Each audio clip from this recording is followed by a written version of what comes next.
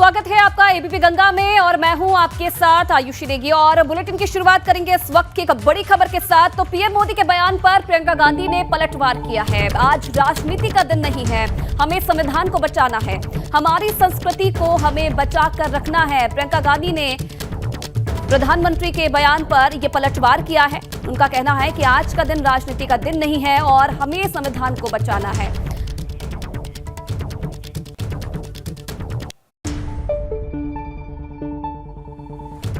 स्वतंत्रता दिवस है, देश की 75वीं वर्षगांठ है आजादी की।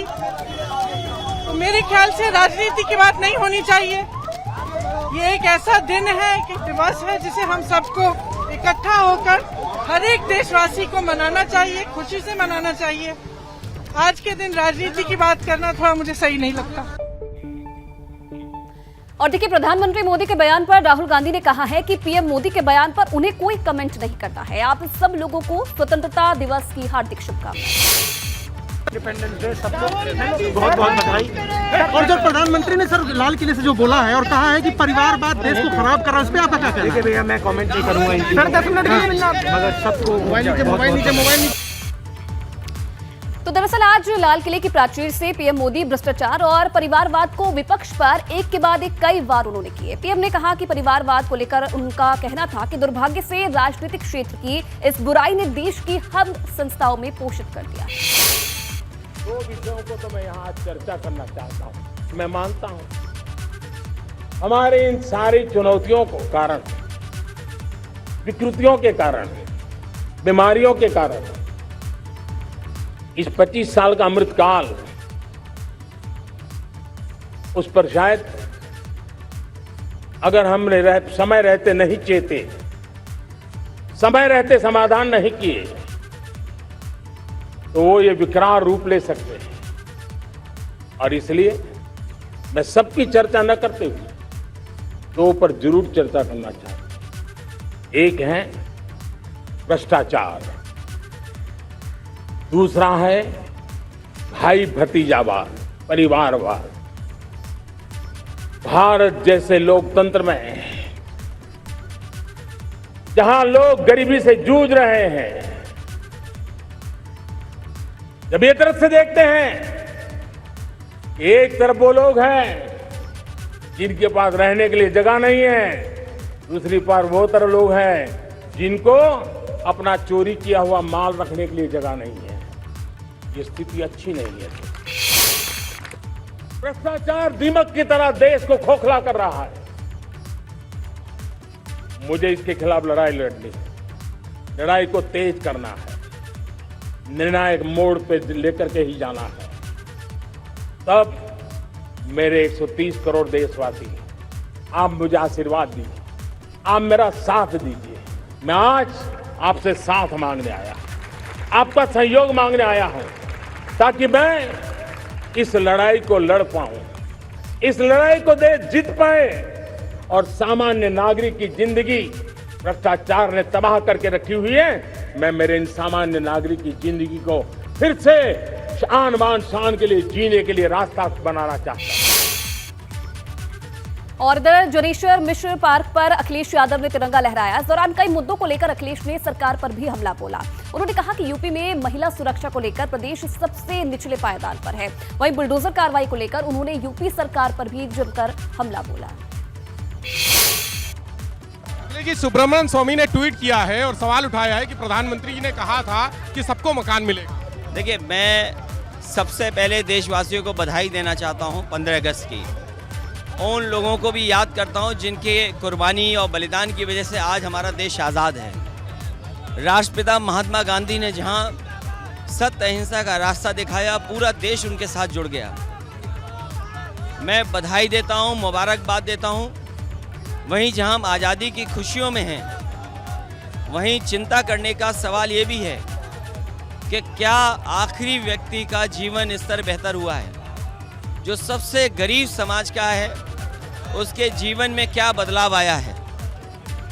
वहीं देश के सामने चुनौती इस बात की भी है कि आज बेरोजगारी चरम सीमा पर है, महंगाई चरम सीमा पर है और उत्तर प्रदेश जैसा बड़ा प्रदेश अगर हम महिला की सुरक्षा को लेकर के देखें तो सबसे नीचे पायदान में दिखाई देता है। आज़ादी के इतने सालों के बाद भी कस्टोडियल डेथ में यूपी नंबर 1 है। अगर हम प्रेस की आज़ादी का देखें आंकड़े, स्वास्थ्य के आंकड़े देखें, बच्चों के स्वास्थ्य और कुपोषण के आंकड़े देखें तो हमारा देश और प्रदेश बहुत पीछे दिखाई देता है। इसलिए आज जब हम आज़ादी की खुशियाँ मना रहे तो इस बात की चिंता भी करनी है कि आने वाले समय में चुनौतियाँ बहुत हैं। आतंकवादी बहुत गतिविधियां बढ़ गई हैं, बहुत पकड़े जा रहे हैं। क्या लगता है आपको कि सुरक्षा के लिए बड़ी चुनौती?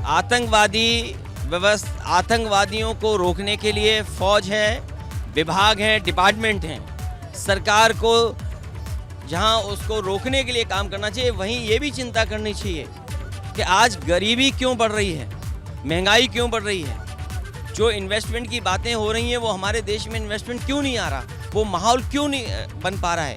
और फिर जाति का भेदभाव कर करके अपने वोट को साधने के लिए धर्मों के बीच में नफरत फैला करके क्या हमारा लोकतंत्र मजबूत होगा? आज सबको मिलकर के लोकतंत्र कैसे मजबूत हो और संविधान की व्यवस्था कैसे जनता के बीच में लागू हो, उस दिशा में काम करना चाहिए। सुब्रमण्यम स्वामी के बारे में क्या कहेंगे? उनको ट्वीट मैं किसी व्यक्ति के बारे में नहीं कह सकता हूँ कि लाल किले से जो बात कही जाए, जो बात 15 अगस्त को कही जाए, वो कम से कम जनता के बीच में आए और दिखाई दे कि हाँ वो संकल्प पूरा हुआ है। राजस्थान में दलित पर एक बड़ी उत्पीड़न की घटना हुई। ये जाति का भेदभाव खत्म होना चाहिए, ये चिंता भी है और चुनौती भी है देश के सामने। और इधर इटावा में प्रसपा के पदाधिकारियों और कार्यकर्ताओं को संबोधित करते हुए प्रसपा अध्यक्ष शिवपाल यादव ने पार्टी को मजबूत करने, भ्रष्टाचार और अन्याय के खिलाफ कार्यकर्ताओं को लड़ने को तैयार रहने को कहा है।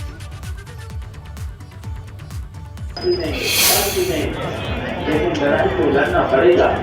आज़ादी की लड़ाई की चले या लड़ाई लड़नी पड़ेगी। ये आज़ादी की लड़ाई अधूरी है। लोग झूठ बोल रहे हैं, बहुत से ना देते हैं।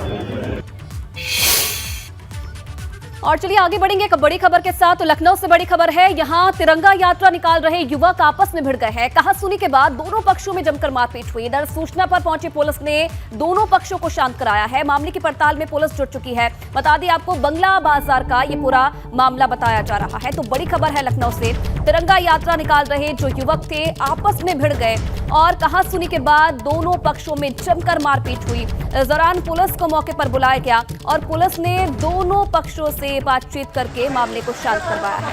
मौके की तस्वीरें भी आप देखें, इस तरीके से तिरंगा यात्रा ये युवक निकाल रहे थे और अचानक से विवाद दोनों पक्षों में हुआ और देखते ही देखते जो ये विवाद था ये मारपीट में तब्दील हो गया। तस्वीरें मौके की इस वक्त आप देख रहे हैं एबीपी गंगा पर।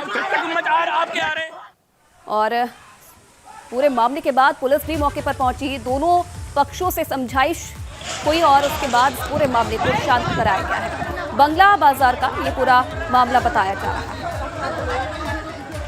मौके की तस्वीरें आप देखिए किस तरीके से आज स्वतंत्रता दिवस के मौके पर तिरंगा यात्रा निकाली जा रही थी। दोनों पक्षों की तरफ से ये यात्रा निकाली जा रही थी और अचानक से दोनों पक्षों में विवाद होने लगा और देखते देखते जो ये विवाद था ये मारपीट में तब्दील हो गया।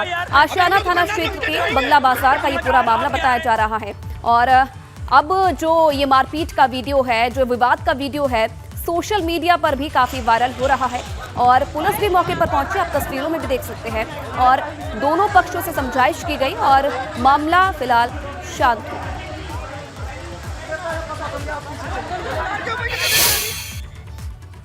और इधर उन्नाव में पुलिस पर हमला, अपराधी को पकड़ने के दौरान सिपाहियों को पीटा गया है। अपराधी मुन्ना माइकल को पुलिस पकड़ने गई थी और सिविल ड्रेस में अपराधियों को टीम पकड़ने गई थी। गंगा घाट कोतवाली की घटना बताई जा रही है जहां अपराधियों ने पुलिस पर हमला कर दिया है। सिविल ड्रेस में अपराधियों को टीम पकड़ने गई थी। उन्नाव का ये पूरा मामला बताया जा रहा है। बदमाश मुन्ना को पुलिस पकड़ने गई थी। अपराधी को पकड़ने के दौरान सिपाहियों को जमकर पीटा गया। ये देखिए मौके की तस्वीर भी आप देख रहे हैं। सिविल ड्रेस में पुलिसकर्मी पहुंचे थे अपराधी को पकड़ने के लिए, लेकिन उल्टा पुलिसकर्मियों के साथ मौके पर मारपीट की गई। और आप देख सकते हैं इस दौरान जमकर बवाल भी हुआ। एक्सक्लूसिव तस्वीरें इस वक्त आपके सामने हैं।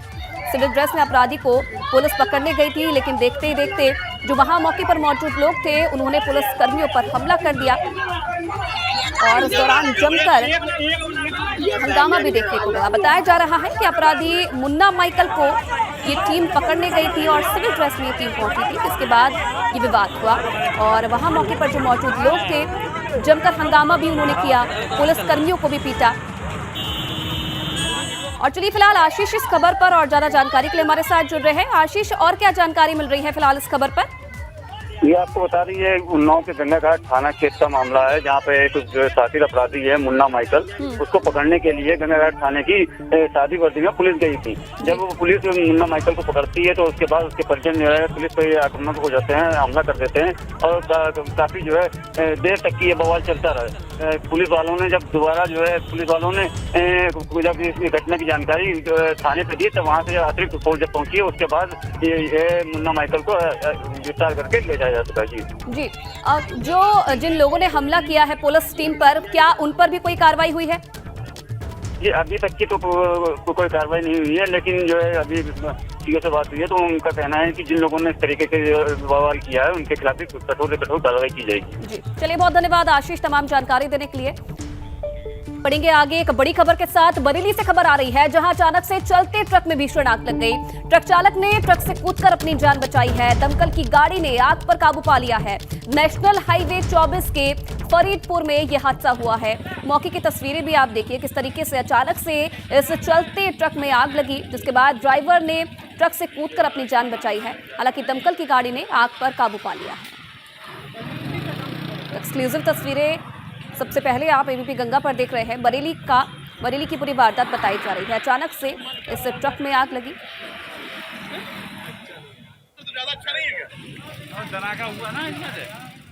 बहुत बढ़िया काम बढ़िया काम हो गया टाइम से मौके।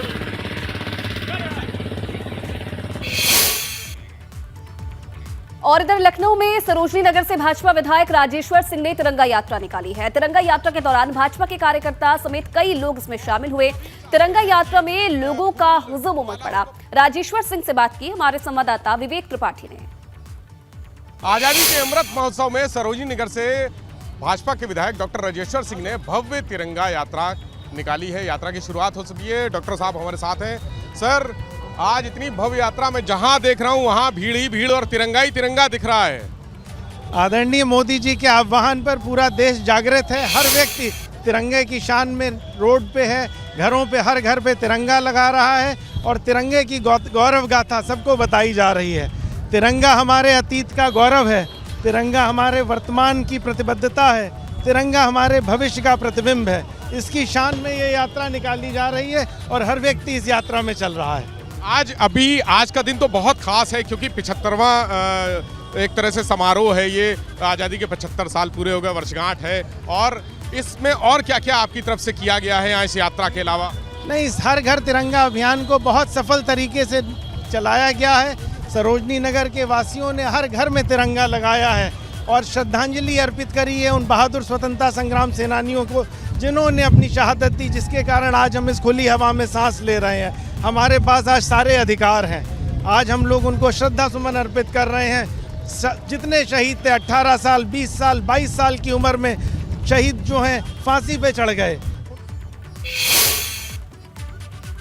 और चलिए फिलहाल इस बुलेटिन में इतना ही। तमाम खबरों के लिए आप बने रहिए एबीपी गंगा के साथ।